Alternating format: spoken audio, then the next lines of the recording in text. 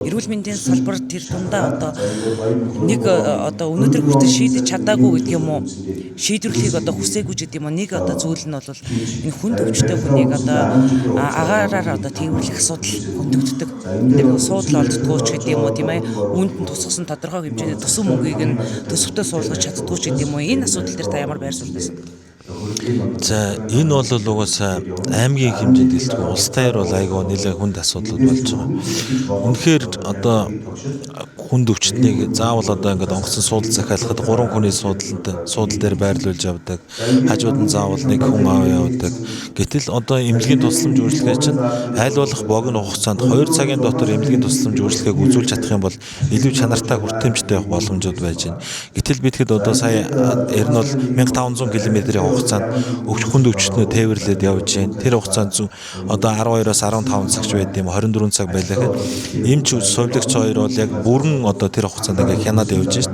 Энэ нь өөрөө нэгдүгээрт эрсдлүүдийг дагуулж байна. Хоёрдугаарт бид хэд аслагдсан байгаа байдал маань өөрөө эмнэлгийн тусламж үйлчилгээг төрөлцсөн нарийн мэрэгжлийн тусламж үйлчилгээ авахд хүртээмжийн таараа байна.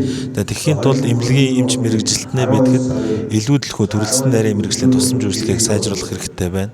Хоёрдугаарт урд нь бол ингээд нэг эмнэлгийн ч гэдэг юм дээр үедэд байсан шүү дээ. Тамгын газрын ч гэдэг юм суудлууд байдаг байсан бол одоо бол тийм биш болсон. Тэгээд дээр нь Ховд аймаг руу нисж ирж байгаа нэгтлийн зардал маань хэд байгаа вэ гэдэг өндөр өртгөд мэдээд өвдсөн иргэд маань хажуудаа заавал хин нэг дагуулж явах асуудлууд үүсдэг.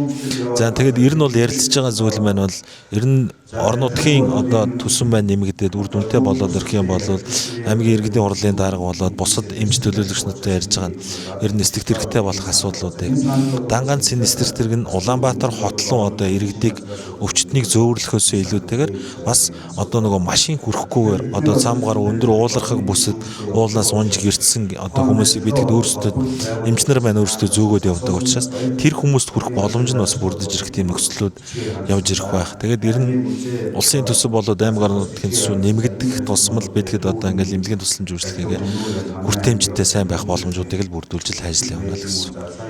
Сүүлийн яг 1 жилийн хугацаа буюу 24 оны байдлаар ер нь яг Ховд аймгийн хэмжээнд тоноглогдсон тийм арч жишээ нь Улаанбаатар хот руу хүнд өвчтнийг тээвэрлэх хэдэн удаагийн тохиолдол та нарт бүртгэгдэж үлдсэн байдаг. За яг тэр нарийн тоо бол мэдэхгүй байна. Гэхдээ бол 14 хоногт бол дунджаар нэг бол явж байгаа. Тэгээд явж байгаа зүйл маань очоод явсан эмч маань эмнэлгийн эмчийн томилт хэд байдаг байлээ. Очоод тэндээ буудал байхгүй юу гэж маш олон зүйлүүд явагдаж эмнэлгийн эмч ажилт маань нэлээд тийм ачаалттай байдлаар яваал очоод тэгээд буцаад өвчтнөө хүлээл гэж бол буцаад ирдэг.